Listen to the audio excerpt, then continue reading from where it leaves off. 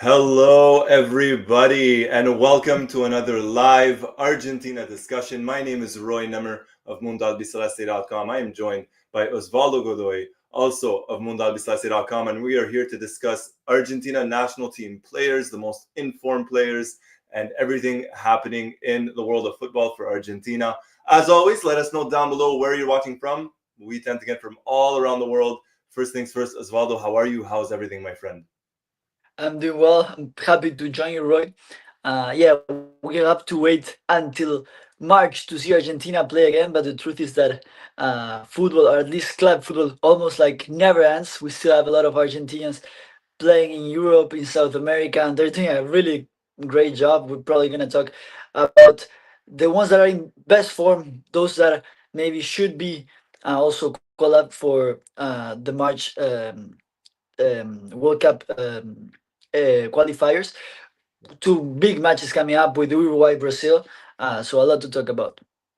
Definitely a lot to talk about. You said club football doesn't end. It really doesn't end. We have the Premier League, Serie A, La Liga, the Bundesliga, Liga 1. We have the Champions League, the Europa League, the Conference League that's also taking place, full of Argentine players, and we're going to talk specifically about a couple of them as well. We're also going to talk about a little bit towards the end in terms of the year end, right? The top 10 moments and everybody's comments in terms of the goal of the year for Argentina, the assist, the match, everything. We're gonna get to all of that, and let's get to the chat as always. Paro Miguel, hello, Paro Miguel. Thank you for joining us, BC, all the way normally from NYC with the 3 trophies right there, the 3 stars. Thank you so much, BC, for joining us. Joel, hey boys, good to see you. All the best from Griffintown. Welcome, Joel, from Griffintown, Montreal, if I'm not mistaken. So thank you for joining us there. Trafalgar Square Law, excuse me, I was gonna say Trafalgar Square. Trafalgar Law, what's good, lads? How are you, my friend? Thank you for joining us, and thank you for the comment. Now let's keep them coming. Let us know where you're watching from. First things first, we see the graphic at the bottom, the little banner.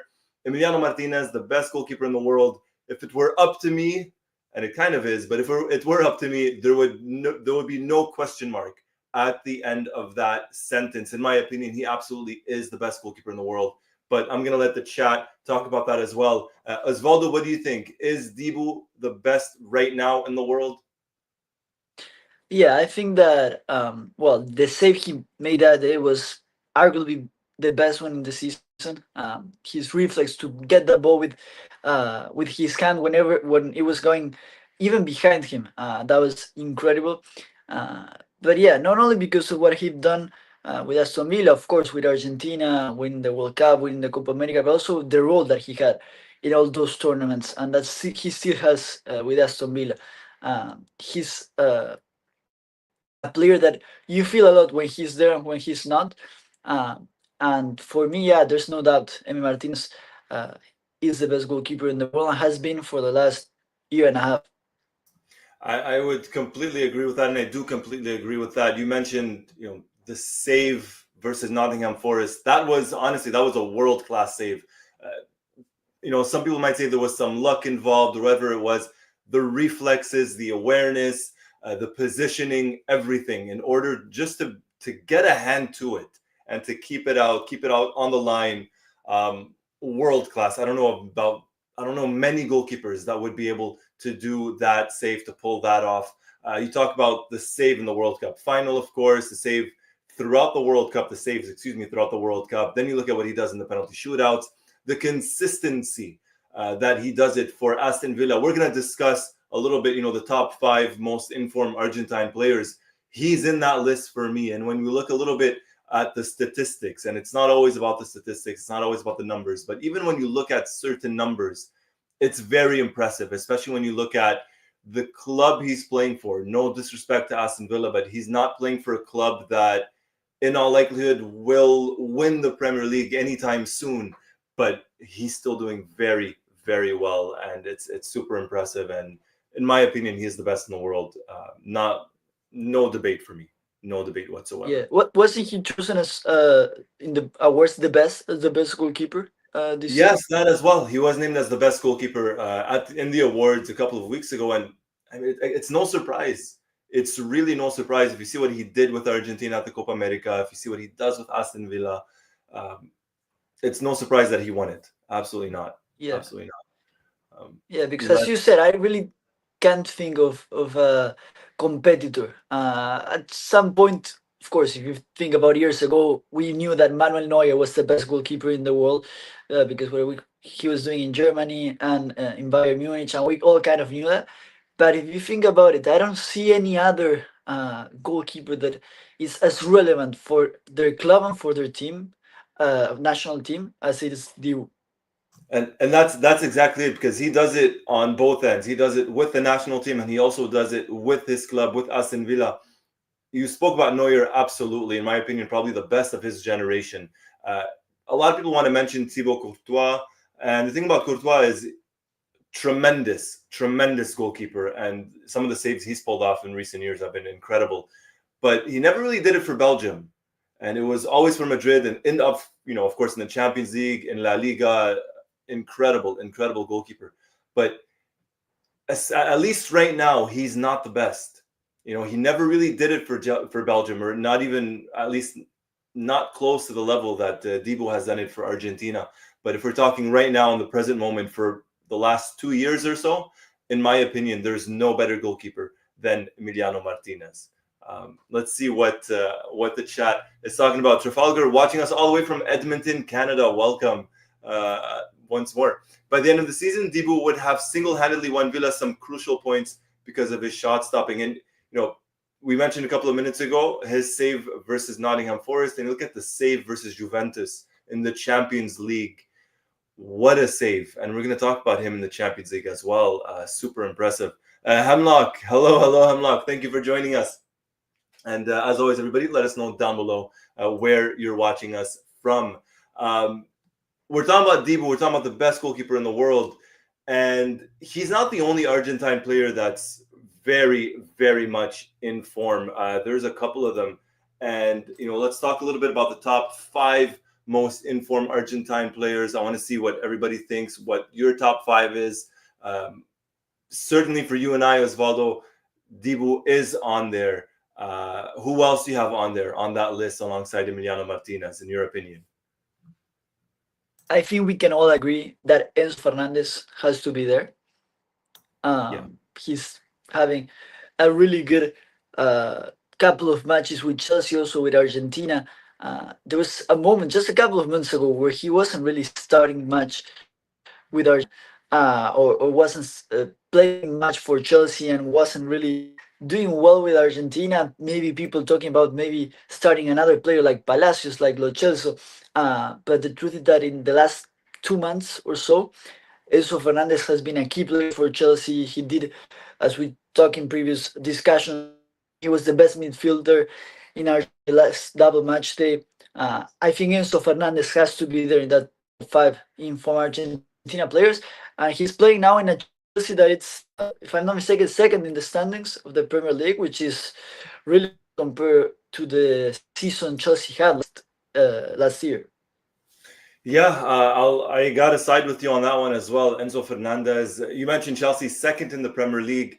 They have one game over Liverpool, the league leaders, but what is it, 2 points separating them? Chelsea on 34 and Liverpool on 36 points. But if you look at the numbers specifically that Enzo Fernandez has been pulling the last couple of matches, 7 assists, 3 goals in his last 7 games for Chelsea. I repeat, 7 assists and 3 goals in his last 7 matches for Chelsea overall in all competition. Those are extremely good numbers. You mentioned just a couple of weeks ago, or even just a couple of months ago, for Argentina, some people were, talking about his form, and even with Chelsea talking about his form. He wasn't a starter at one point for Chelsea. A lot of people with the national team, a lot of fans were speculating, saying maybe he should get benched. Maybe, as you mentioned, Ezequiel Palacios, maybe he should come in. He was in very good form for Leverkusen. Enzo completely turning it around. In my opinion, right now, I posted this a couple of days ago. I said Enzo Fernandez and Alexis McAllister are 2 of the best midfielders in the world right now. and Enzo continues to show it, not just with the numbers, but just overall what he's doing with Chelsea. It's incredible what he's been doing with them. Very, very nuts. If we look at some of the comments here, Trafalgar saying Emiliano Martinez, Julian Alvarez, Enzo Fernandez, Alexis McAllister, and Rodrigo De Paul. We'll see if that list is similar to ours. Hemlock Bar saying back to back, make a good result in the World Cup is quite rare, so our team should reinforce our back line. Speed in football is a sticker that can win you a match, and a good defender can win you a tournament. Of course, we're talking about the long run here. Excuse me, for Argentina. So, Enzo Fernandez. I mentioned the 7 assists. He has 3 goals, really turning it around. He's back to the form that he had in 2022, right before the World Cup and during the World Cup. So he's in there with obviously Emiliano Martinez. Who is your third player, Osvaldo? I think I know it. I think it has to be Gio Lo Celso. He scored 7 goals in 11 La Liga matches that day. He scored an incredible free kick, and he's also in good form. I think especially because Scaloni is one of Scaloni's favorite players, you would say. I remember him even starting, I think, against Brazil at the Maracanã in that 1-0 of the qualifiers, where Lo Celso wasn't really having many minutes at the club. So it's one of Scaloni's favorite, and right now he's playing really, really well. So I wouldn't be surprised if Lo Celso at some point maybe starts one of the matches coming up against Uruguay and Brazil.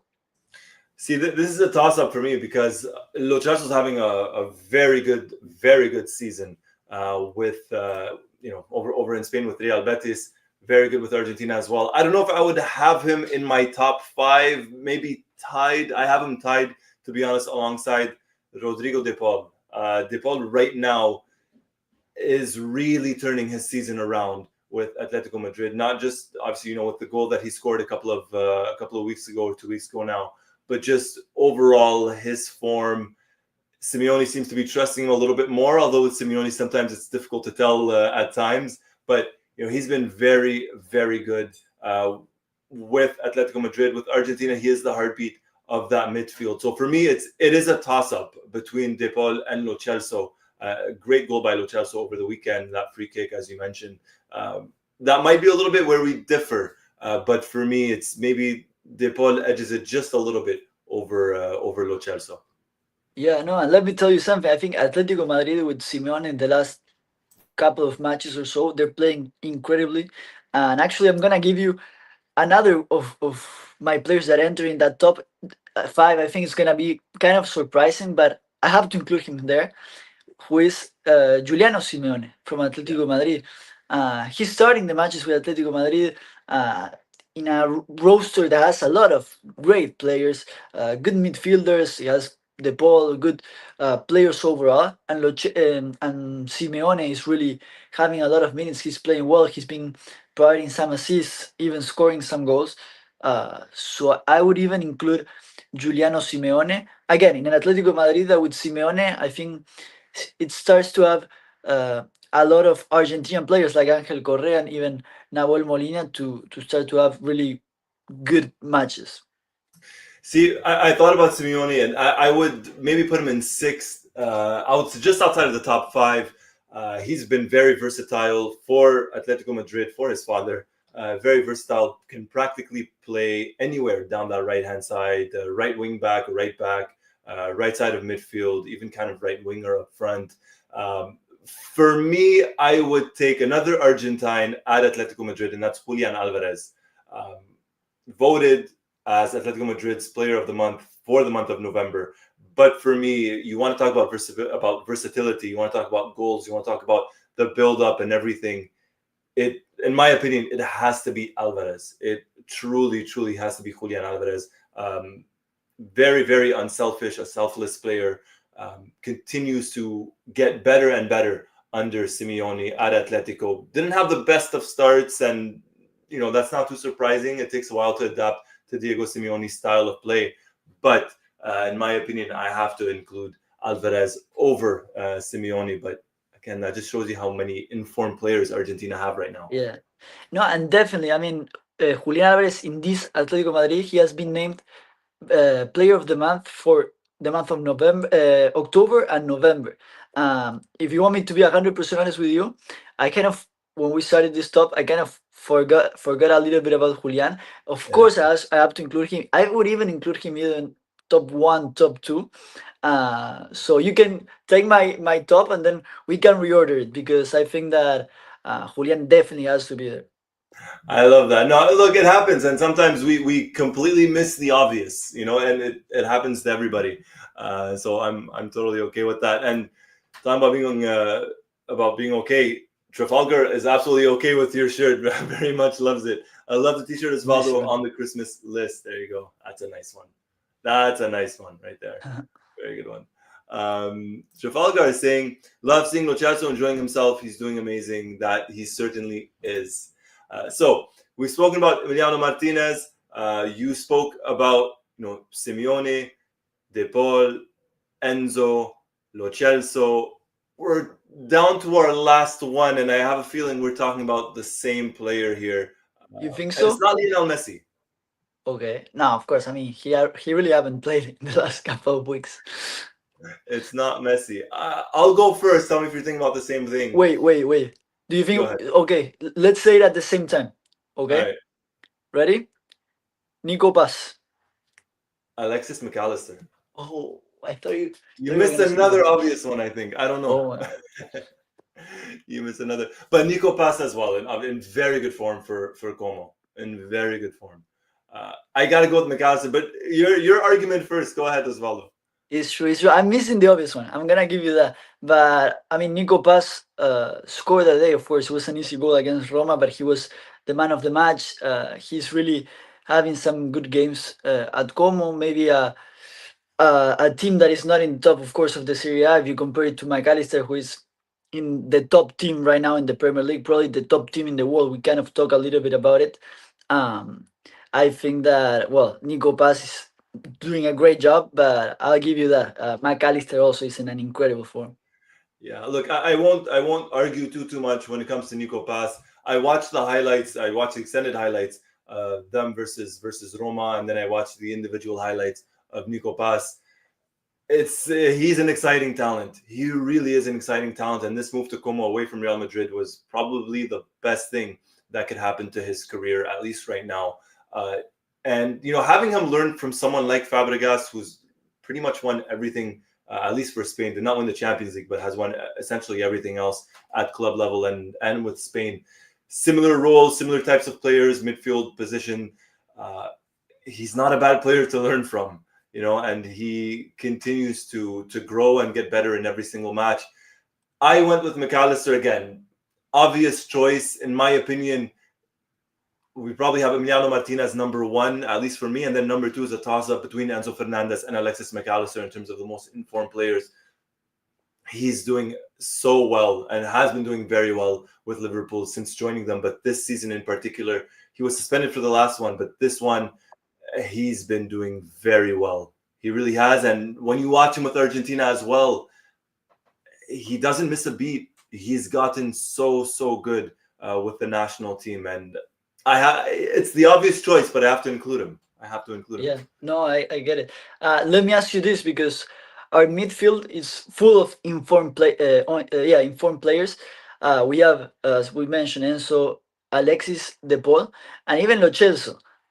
Would you be surprised if maybe, of course, we still have 3 months until the games and stuff, but if Argentina were to play tomorrow, do you think that Scaloni may try to even include the four of them in a starting 11? I mean, it depends. We've seen him start four midfielders in the past. If it were to be four midfielders, I wouldn't be surprised. I think if we were to stick with just the three, then I think it would be De Paul, Enzo, and Alexis. But if we're getting all four, I could certainly see him trying to squeeze in Lo Celso. We know how much he loves Lo Celso. You mentioned it, and he's been pretty much a mainstay for Scaloni since Scaloni took over in 2018, over 6 years ago. That's crazy to say. So I wouldn't be surprised. But if it were just the three, I don't know, against Brazil, he trusted him, right, last year. And when he wasn't getting much minutes, and he still trusted him, he still did very well, got the assist on Otamendi's goal. So I don't know. I wouldn't be surprised if he tries to squeeze in all four. If it was just a three, I could certainly see even Lochazo getting some minutes somehow, or even starting. I don't know about you. Yeah, yeah, it's interesting because I think Scaloni always prefers a 4-3-3, but right now Nico Gonzalez is still injured. Do we have any news about Nico Gonzalez? I know he's been injured for already a month or so. Nico, yeah, I haven't heard anything when it comes to Nico Gonzalez in terms of how long he's out for. I'm guessing at this point he's out for the rest of the year. When I say year, I don't Yeah, mean the season, but yeah, 2024. Um, I'm just looking up at his statistics now. He hasn't played in a while. He missed Argentina's last four World Cup qualifiers technically in October and November, and he's an important player for Scaloni. He really is, yeah. and I'd love to have him back at least for March. And the other one that could play also as a left winger would be Garnacho, who's really Scaloni had preferred even sometimes to even start players like Thiago Almada on that side or um, and well, we're gonna talk a little bit about Garnacho. I think he has been in good form over the past couple of months. If I'm not mistaken, he's been the goal scorer in Manchester United with 8 goals this season. I think seven is Rashford and the other striker that I Hoyland. Hoyland, Hoyland. Yeah. So he's playing well, but well, we're gonna talk a little bit more about Garnacho, but maybe uh, some also attitude issues that he that Yeah. Scaloni might also evaluate. Who knows? Yeah, no, no. There's some stuff going around, or at least some rumors circulating about Garnacho. I don't know how much of it is valid, how much of it is true, but there's certainly some rumors, and we'll get to them in just a minute. Of course, as you mentioned, Trafalgar talking about Peroni, another player with Como getting several minutes with Nico Pass. Would be cool to see him competing for the national team in the future too. He's someone that's still very young, joining them from Manchester City, and Manchester City, by the way, not doing too well. I think Alvarez did well, kind of getting out of there when he did, which is crazy to say, but they're not doing well either. So yeah, I mean, Scaloni has options. He really, really has options. And really quickly, I'm looking. Nico Gonzalez last played in September, at the end of Wow. September. So it's been close to 3 months now, 2.5 months, close to 3 months where he's been out injured. So hopefully he's back at least for March for the World Cup qualifying matches versus Uruguay and Brazil. Yeah. And, And Mundo uh, Albiceleste Kerala is asking Lautaro Martinez what happened. I think he's playing well today. Inter beat Lazio 6-0 in an away game. yeah. But Lautaro didn't score, didn't assist. I personally didn't watch the game, not even the highlights, so I can't really talk much about it.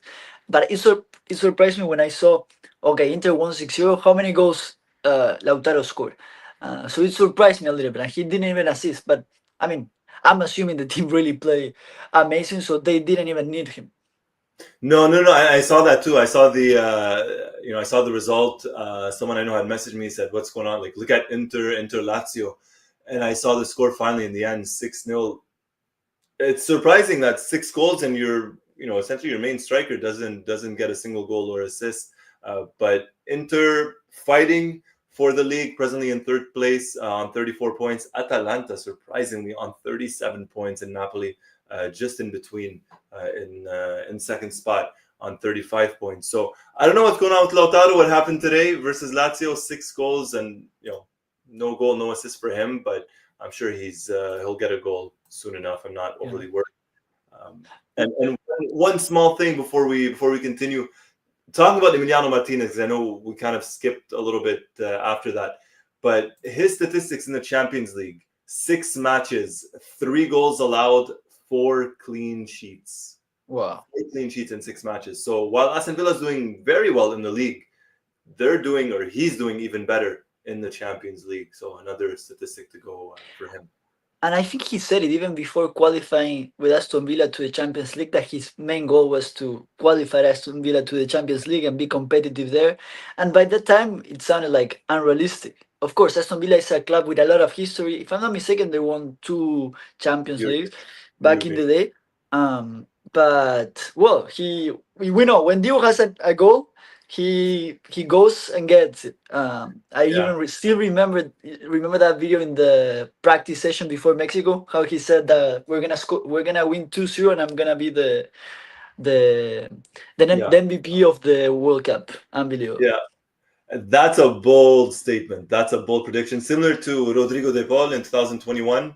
I think it was right before the start of the Copa America where he made a prediction saying, Argentina is going to win the Copa America. Uh, and what, I mean, Dibu, you can never count him out. You can never doubt him. You can never doubt Emiliano Martinez at all. Coming back a little bit to Lautaro Martinez, I'm taking a look at the Serie A table, the Yeah, standings.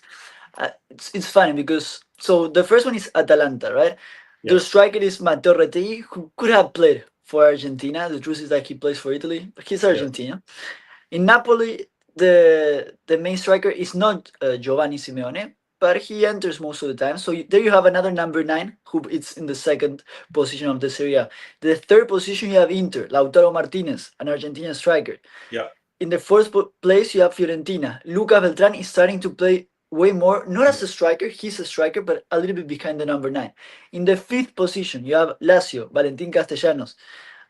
In the sixth, yeah, you don't have any Argentinian striker. Maybe Nico Gonzalez uh, can play. Of course, he's a forward. And then in the seventh position, you have Bologna with Santiago Castro, an Argentinian who is only he just turned 20, and he's another Argentinian striker.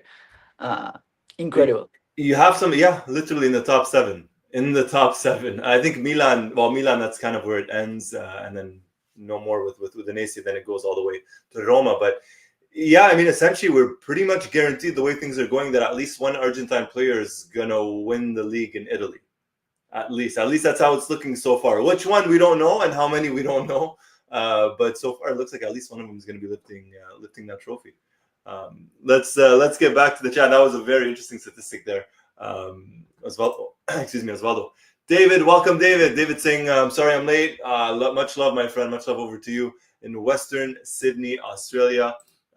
David saying, my local professional team is Western Sydney Wanderers. They like Boca Juniors. That Argentina. There you go. Hey, Osvaldo's another one that likes Boca. I like Boca as well. Yeah. But, Osvaldo, more of an affinity, more of a closer attachment to Boca. Yeah. We haven't really talked much about the Club World Cup. Maybe we can also do it in another video, but it's Yeah. gonna be interesting, huh? There's some good stuff. You and I were kind of talking about it, going to some matches, specifically the ones in Florida and Miami, in Miami Gardens. Boca Juniors playing there versus Benfica, who has a Vaya. lot of Argentine players, including obviously Di Maria. And then the other match versus Bayern Munich, if I'm not mistaken. So there's another one, some good games coming up for Boca in the Club World Cup, and we could certainly talk about it in another video. Trafalgar, what an international chat. Very much so, my friend. Very much so. And everybody, if you haven't already, hit the like button, hit the subscribe button, hit the notifications button. It's the year end. We still got a lot of stuff to get to before the end of the year. Next thing we have coming up, you mentioned it a couple of minutes ago, Osvaldo Garnacho, Alejandro Garnacho dropped for Manchester United, did not play in the derby versus Manchester City. Lisandro Martinez did, and he got the assist on the second goal. But Garnacho, on paper, doing well with the goals, but overall, not too well. Some problems going on there apparently. Yeah. I mean, there are still rumors. Nothing is really confirmed. It's hard to talk about a young player as Garnacho, when things are not confirmed, because, of course, we don't want to be severe with an attitude that maybe he didn't even have. But the truth is that what I've been thinking even before this incident is that I mean, Garnacho has a lot of potential. He's still very young. He has this kind of attitude, sometimes on the field, sometimes off the field. It's kind of normal because of his age. But also, even on the field, I think that sometimes something he has to work on is in even more, if he wants to be included in Scaloni's plan, Yeah. is to also help in the defensive part. I feel, especially with Manchester United, kind of a lack of attitude when it comes to defending. And yeah, one of his biggest idols is Cristiano Ronaldo. I think he has a very similar way to play as him. Of course, we're Argentina. We support Argentina, but of course, we have to admit that Cristiano Ronaldo was one of the best players in the last 2 or 3 decades, of course. Uh, but the truth is, I think, and let me know what you think, Roy. In today's football, if you, because Cristiano didn't really run in defense, especially when he No. became Yeah. Cristiano.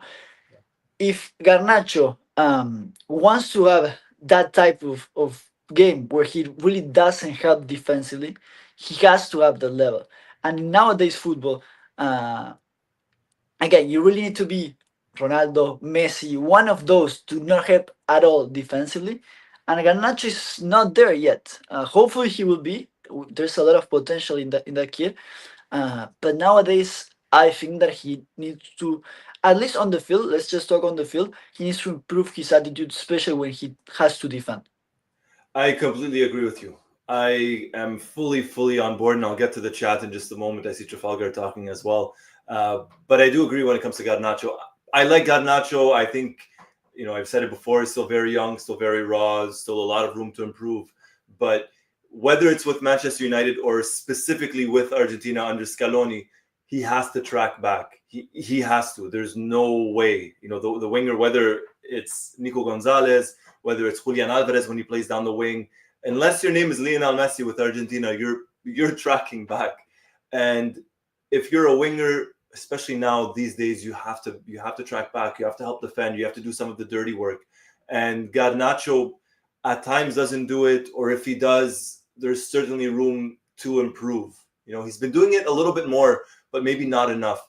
And you mentioned his attitude, and I think that is becoming an issue, or could become an issue if it isn't already. And there's a lot more to it. There are some rumors going around in terms of, I don't want to spread rumors, but there's some rumors going around that if there's, I'm not going to say it, but if it is true, I am not surprised that he was dropped. Let's put it that way. I'm not going to spread the rumors, but if it was true what he did or what he's being accused of, I'm not surprised that he is dropped. Now, with that said, him being dropped could be a good thing. Enzo Fernandez got dropped, and we saw how he came back from that. Maybe this is a wake-up call for Garnacho. You're not undisputed. Just because you're scoring goals doesn't mean you're a starter. There's certainly a lot for him to still improve, to get better at.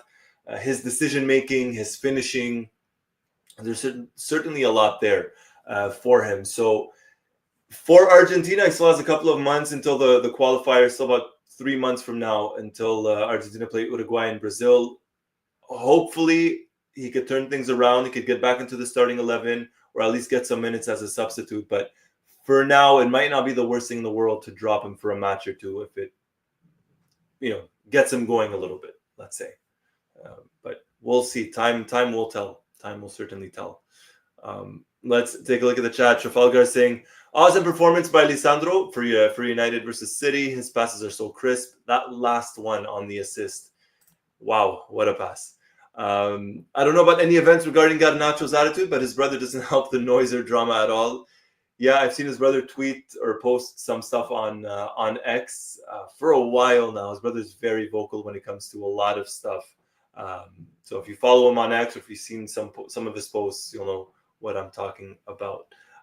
But he's still very young. I believe he's 21 years old or so. 2021, still very young. Still a lot for him to grow as a player. Excellent.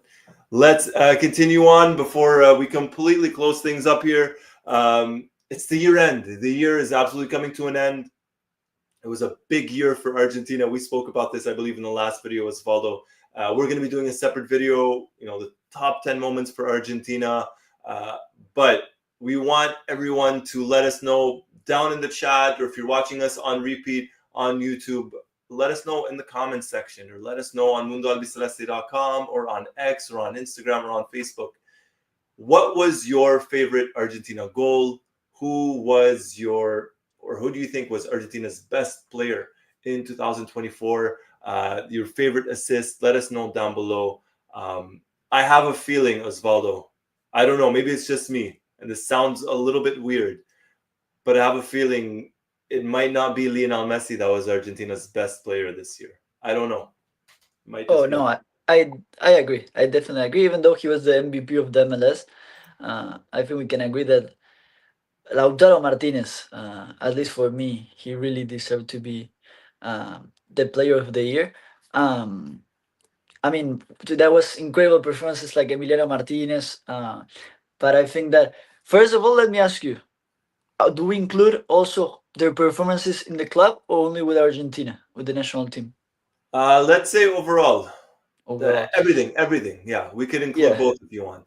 yeah, because player of the year, what Lautaro did with Inter and with Argentina was incredible. Even with Argentina not starting most of the games Yeah, or some of the games, uh, so I would think he's the player of the year. And probably my favorite goal of the year for Argentina was the final of against Copa America. Colombia, the goal from Lautaro Martinez, and that pass from Lo Celso. Yeah, there was a lot. Lautaro's gonna get, I'm guessing, a lot of votes. It's either gonna be him or Emiliano Martinez. I think that's gonna win that award, uh, but we'll see. And then there's the assist, there's the goal, there's the player. Your favorite match? I know, obviously, I think a lot of people are gonna say the Copa America final as their favorite match, which I understand, and probably for myself as well. But there were some other good ones for the national team. So let us know, everybody, down below in the comments, on X, on Facebook, on Instagram, and on mundoalbiceleste.com, your votes. What was your favorite and out of all of those? Before we completely wrap things up, Osvaldo, any final thoughts before we close things up? Excited to see how the Argentinians continue until March when we play two big games. There's also a lot of things coming up in Mundo Albiceleste's website and also in all our social media for the next year, which is hopefully it's gonna be very exciting. So yeah, just excited for the future of Argentina and Mundo Albiceleste too. Yeah, same. We got a lot of stuff coming up on the website, on social medias, and everything. I'm excited to watch the Argentina players. I believe the next match on Saturday, for example, you have Emiliano Martinez and Aston Villa up against Manchester City. So that's going to be an interesting one as well, especially considering City's form. So it's exciting to watch the players. We have the Under-20 South American Youth Championship, or the Sudamericano, in January and February, and that will serve as the qualifiers for the Under-20 World Cup next year, which will be held in, I believe it's in Peru or Chile. I can't quite remember right now, but the Under-20 World Cup, that one's coming up next year as well. We have the Sudamericano. We have everything. We have the Club World Cup and a lot of stuff. So hit the like button if you haven't. Hit the subscribe button if you haven't. Hit the notifications button if you haven't. We have a lot of stuff coming up. And Trafalgar saying Messi's back in 32 days. I can finally come out of hibernation. There you go. On that note, a big thank you, everybody. As always, my name is Roy Nemer of MundoAlbiceleste.com, joined by Osvaldo Godoy, also of MundoAlbiceleste.com. Until next time, everybody, take care.